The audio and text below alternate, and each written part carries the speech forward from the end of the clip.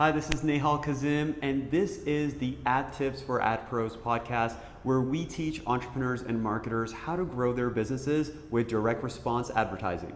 And today we have Shash Singh on. What's going on, Shash? Hey, Nehal, how are you doing, buddy? I'm doing awesome. Man, good to have you on. And the reason I wanted to have you on is because we're talking a little bit back and forth about your YouTube ads campaign. So I said, man, we got to get you on the show and see what others can learn about what you did and then how they can replicate what you did for their own businesses. So what I wanted to talk about today, man, like, can you first explain what is it that you were able to do for a YouTube ad campaign? And then let's go into what was actually going on in the business and then what it looked like to turn that campaign around and scale it. Got it. So basically, my client, he initially, he had a great funnel. He wasn't really doing much paid traffic. And to be honest, he had the perfect offer, great funnel. He had a business that was already successful. It was already a six-figure a month business. And basically, he was experimenting with YouTube ads, but the person he hired to do it, because of a conflict of interest, that person couldn't really stay on. So he asked me to take on the management of this YouTube ads campaign. And yeah, that's where I came in. And basically, at that point, they're spending few $100 a day, few $100 a day. It wasn't profitable. They were making some sales, but it was somewhat unprofitable. And basically, a lot of it was just narrowing down the targeting. The targeting initially was a bit broad because they were just testing everything. So I kind of just looked at the data and told me, okay, these age groups, this gender, etc.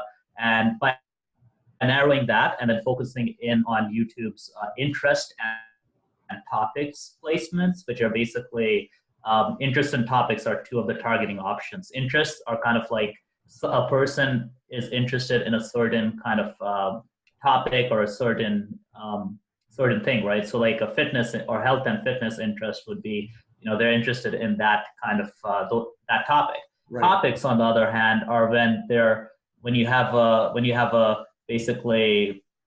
basically have a video about a certain topic and they're watching that video, and then you show your ad in front of that video, or in perhaps as a as a banner ad in the site or as a search ad. So a topic is more kind of, that's that actual video. It's not necessarily the user is interested in that as a whole. Like, the user doesn't have to have a history of it. It's just the user is watching that video at that particular time. So, right. Let me know if that makes sense to you. Yeah, absolutely. So when you come into a situation like this, right, because you're the YouTube ads expert in the situation and they're saying, okay, we have a video that we've been using in a funnel and everything is up, but it's not working. We need to change it. So the situation that you came in was that they knew that it wasn't working, so they needed to change something. And so they ended up like changing a lot of those different elements. Can you walk through like what happened when they decided to change that? And then what was like your role as you guys started? Well, yeah, basically I kind of took over from the previous guy. And to be honest, the previous guy, I'm sure with a couple of weeks more, he will have made it profitable as well. It was just that because of a particular reason I got put on. And honestly, like, a lot of it's fundamentals, right? When you have like a converting funnel, when you have something that works, a lot of it's being able to have kind of like the ability to be like, hey, let's scale up fast. Let's see where this goes, because it was near New Year's, and when it's near New Year's, you got to scale up. Like, that's when fitness products sell like crazy. So I think like the biggest thing to my credit is I just basically was very ballsy about it. I was just very aggressive. I basically told my client, let's go aggressive on this, just because, if we hit this, if we keep scaling this up, then you're going to make a lot of money. And that's what ended up happening. So basically, I just did the fundamental optimizations, which are, you just exclude, the gender that's not working, obviously. Right. You exclude age groups that are not working. You target interests and topics that are working or that are relevant, and see what happens. And we got very lucky, because basically the first kind of interest and topic I hit upon, which were the obvious ones, they just hit really well. And it's pretty rare when you have like something so broad and it hits so well.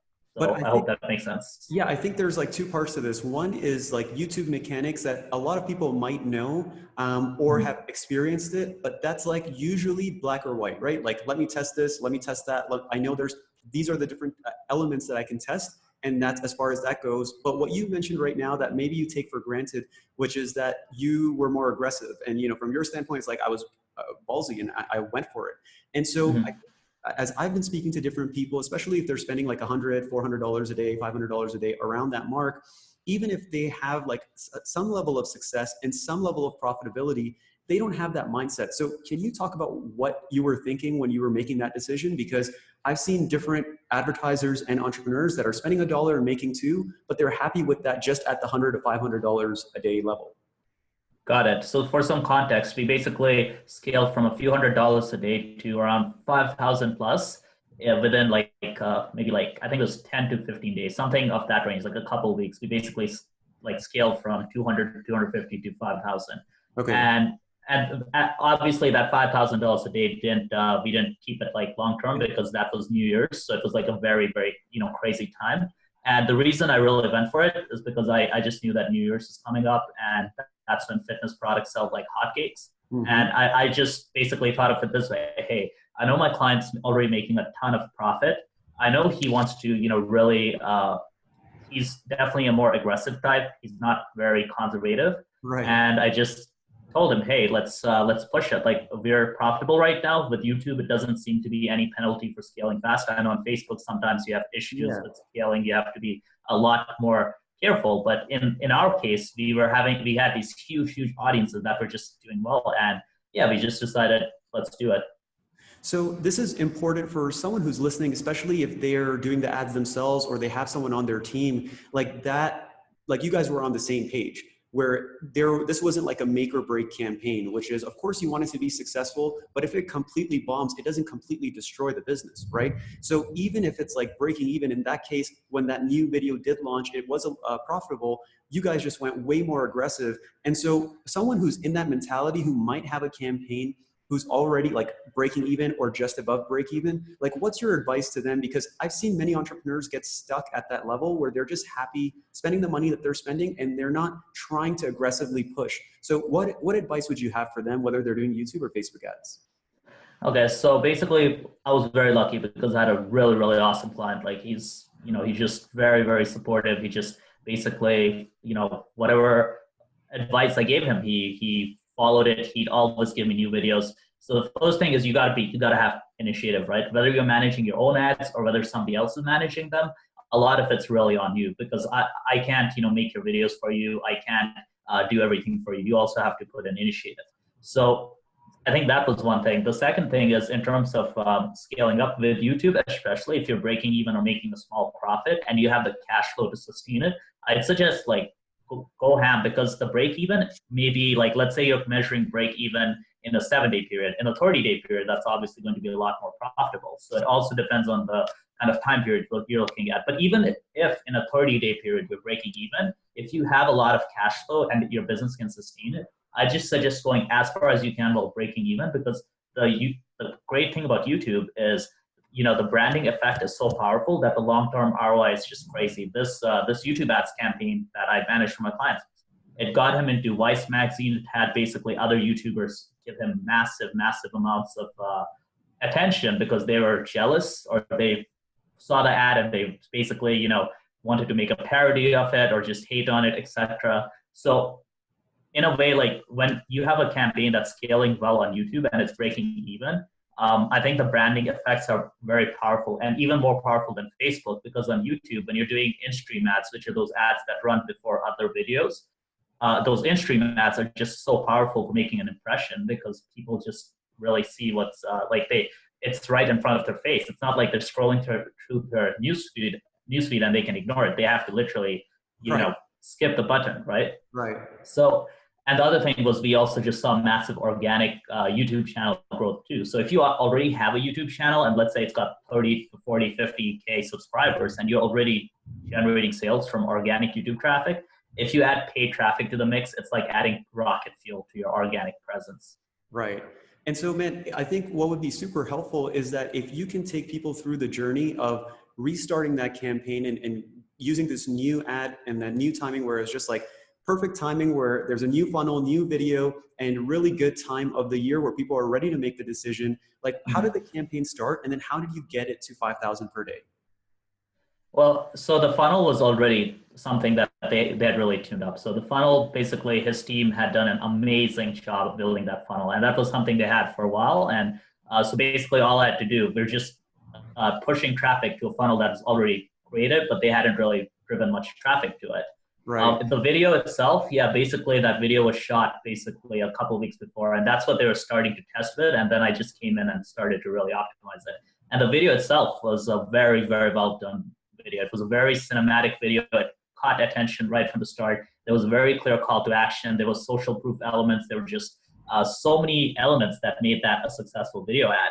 And you don't need to have a crazy video like that to do well on YouTube, but it definitely helps. And one thing that I'd like to also mention is like the Tai Lopez phenomena, which is that when you create a video that's very compelling, but at the same time it's controversial, and you're kind of like showing off a bit, but at the same time you're giving them value. That's the perfect mix, because like your haters, they're gonna spread the word about you, and right. the people who like you are gonna buy from you, and they're also gonna spread your word about you. So it's basically like a win-win. And people underestimate how big of that is. I actually did a bit of research into Tai Lopez's like Lamborghini ad, the one where he's in his garage. And the reason it blew up is because these parodies basically blew it up. Because before that, he was doing well with it, but after the parodies, basically that's when he really, really just exploded. So definitely, like if you can do it, being a bit controversial, maybe stirring things up a bit in your industry might be something that's worth doing. And definitely the online marketing space, I see a lot of potential for that. So we're going to go into like the video in a second, but from Facebook, like the actual spend on YouTube, like what did you guys start with? And then what were like the main like decision points? Like, because you said you went from like the start to spending 5,000 within like 2 weeks, 15 days or something. So what Got happened? it. Okay, so most of that $5,000 a day spent that we reached was big, and that was profitable. We were actually making a really, really good positive ROI on that. And most of that ad spend was actually from 2 campaigns, 2 targeting options for the same video. And they were basically both in-stream ads. So these 2 different in-stream ads that are targeting 2 different targeting audiences. One was an interest-based ad, and the other was a topics-based ad. And the interest-based ad actually did really well for around a month, and then it kind of petered out. And I think it might have been because YouTube changed their algorithm a bit, or for some reason just stopped working. But I think it was the algorithm. And the topic ad was basically more. It was basically focused on the niche that my client is in, okay. And those 2 were the big ones. And obviously, I was testing a bunch of other stuff. And the cool thing is, once those ads, they started slowing down, there were a bunch of other different campaigns that I was running. And for example, I targeted different countries. For USA, Canada were obviously the biggest. And then Australia did reasonably well. New Zealand did reasonably well. We even went into Sweden and Norway. Then as the campaign went on, we also added in more retargeting ads. With YouTube, you can do retargeting, and those performed extremely well.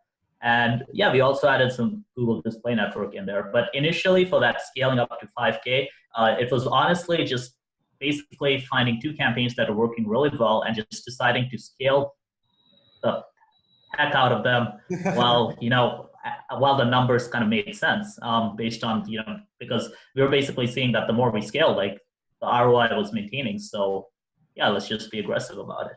How much of your targeting was based off of similar audiences?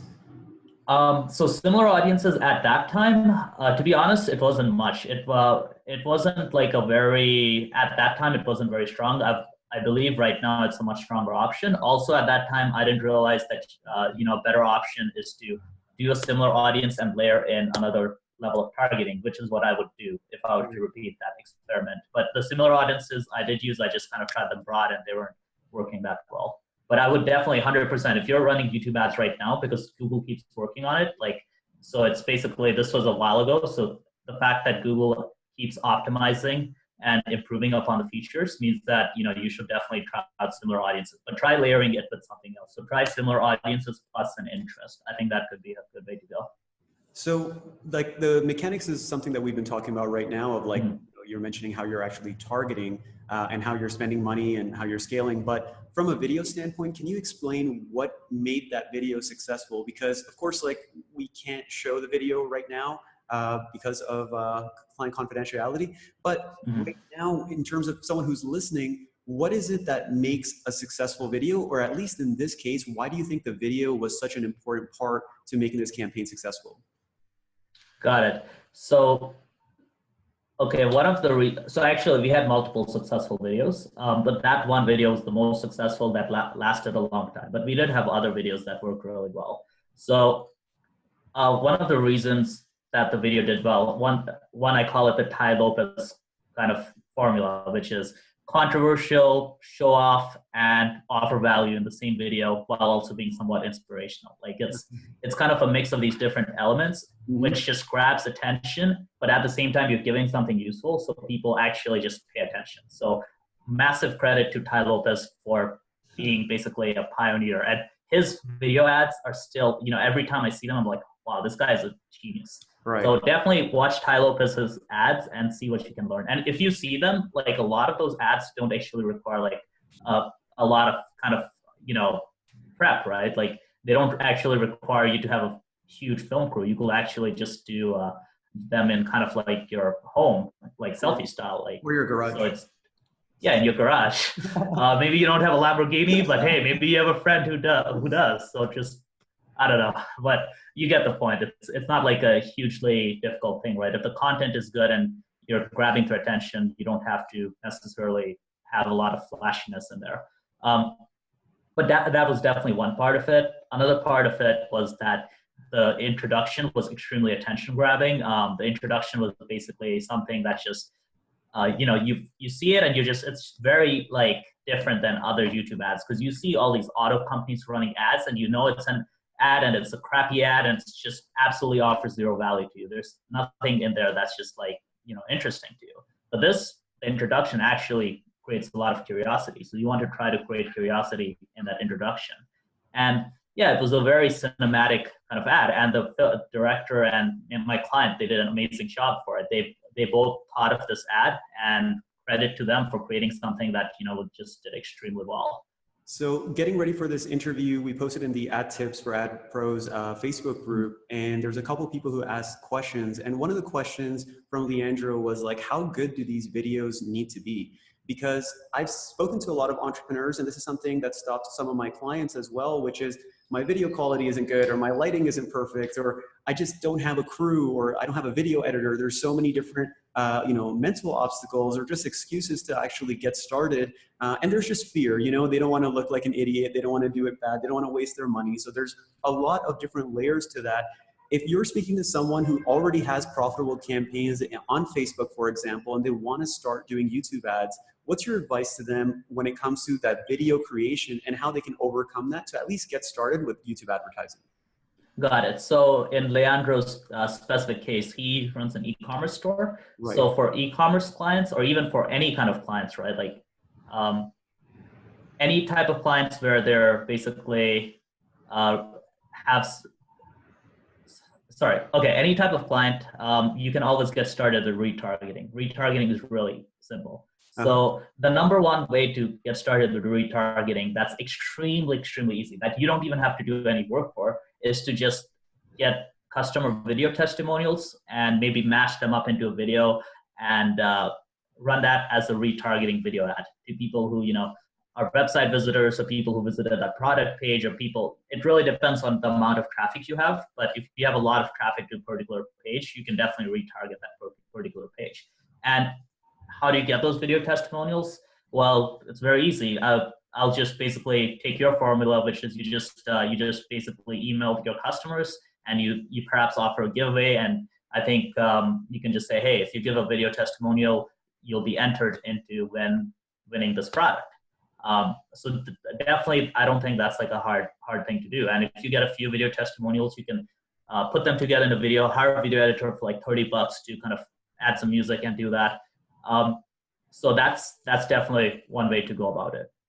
With that perspective, man, I think it sounds so simple and it sounds like common sense, but common sense isn't that common. And so when it comes to like actually executing this, like the actual, action plan here would be, one, figure out an offer for your business, especially if you're getting customers, especially in your e-commerce business and you're getting 5, 10, 20 sales a day, depending on your average order value, you're getting customers daily. So whether you use it actually for Facebook or YouTube or any of your channels, do you have a way to get testimonials?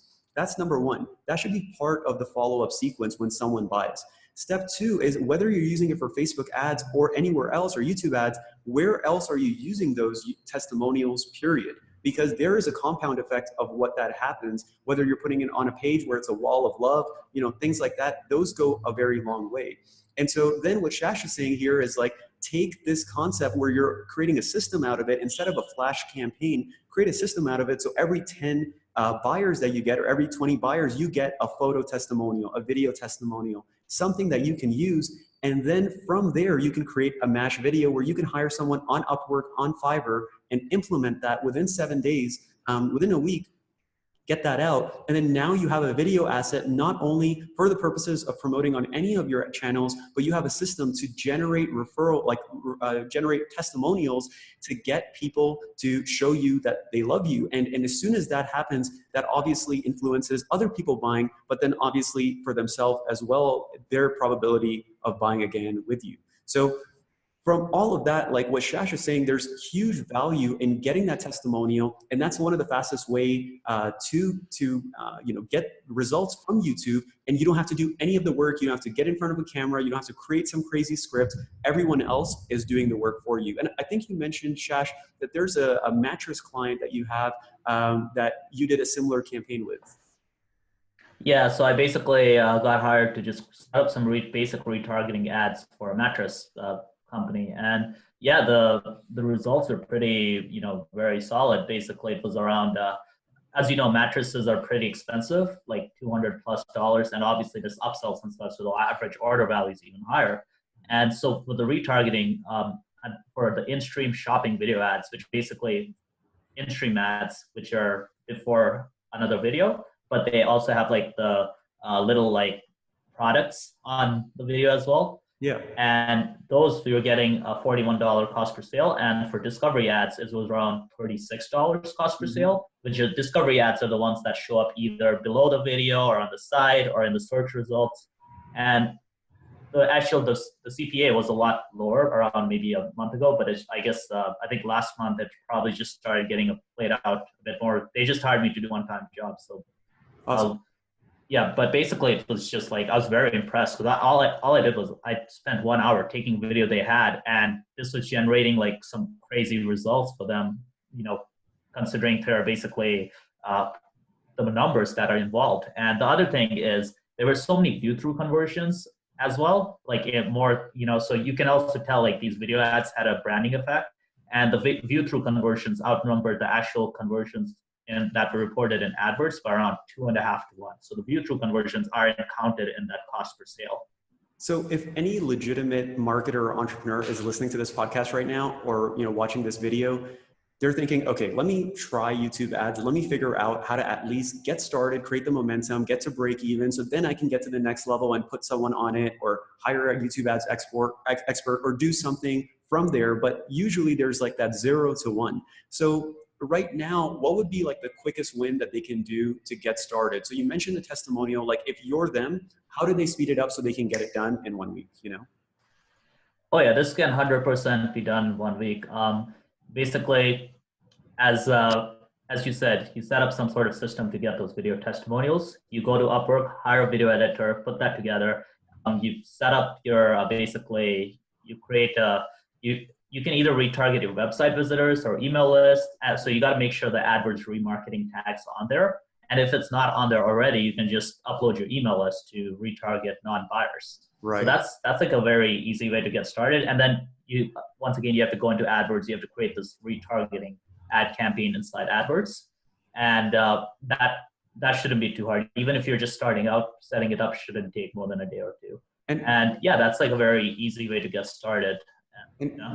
what budget would you suggest to start? Because people like Leandro, other people in the Facebook group there, they already have advertising campaigns that are working. It's just a matter of how do I increase my overall profitability? How do I decrease my net CPA? I just want my campaigns to be more profitable. I want to be everywhere, but there's like a starting point, you know? So from your standpoint, is it as simple as putting $5 a day to start, or is that too little? Yeah, it really depends on kind of the amount of traffic you have, the amount of revenue you have, etc. But you can definitely have a budget of $10 a day and see some results. One thing about YouTube that's different than Facebook is usually like when you're doing these retargeting audiences, they need to be a little bigger than Facebook. Facebook typically is much better customer matching, so they're able to get an email address or basically be able to match that to basically the activity on YouTube. And not everybody uses YouTube, or not everybody's logged in when they use YouTube, but everybody's logged in when they use Facebook.